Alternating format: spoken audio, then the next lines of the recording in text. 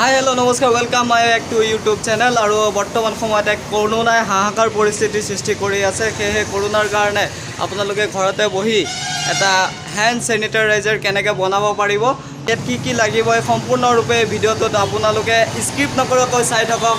আপোনালোকক সম্পূৰ্ণৰূপে এই হেণ্ড চেনিটাইজাৰটো বনোৱাৰ দেখুৱাম।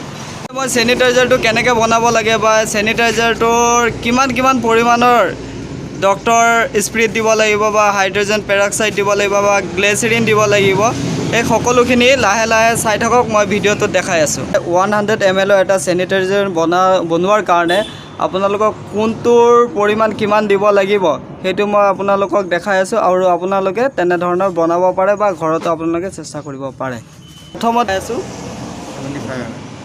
এই আমাৰ 100 ml কাৰণে ডক্টৰ স্প্ৰিটৰ পৰিমাণটো দিব লাগিব 75 ml, আৰু এই 75 ml চাওক মই দিছোঁ।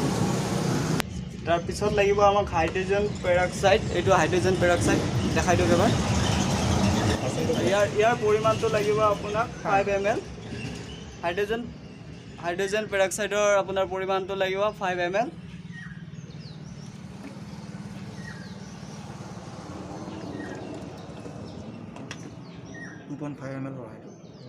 আৰু ইয়াৰ খপটো হৈছে 2.5 ml, সেইটো কাৰণে আমি দুবাৰ দিলোঁ।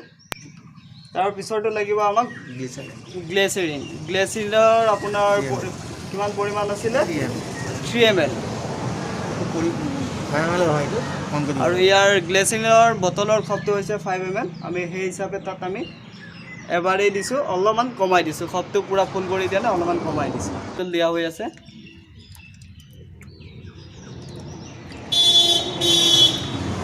আৰু ঘৰতে বহি আপোনালোকেও তেনেকৈ এটা হেণ্ড চেনিটাইজাৰ বনাব পাৰিব। কিয় কাৰণে বৰ্তমান সময়ত মাৰ্কেটত নোহোৱা হৈছে এই চেনিটাইজাৰ, আৰু বহুত বিচাৰিছোঁ।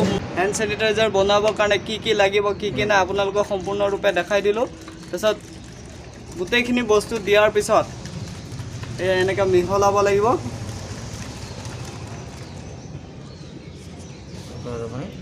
মিহলোৱাৰ পিছত হাতটোত কেনেকৈ লগাব লাগিব বা কেনেকৈ ধৰণৰ হাতটোত ঘঁহিব লাগিব দেখাই দি আছোঁ।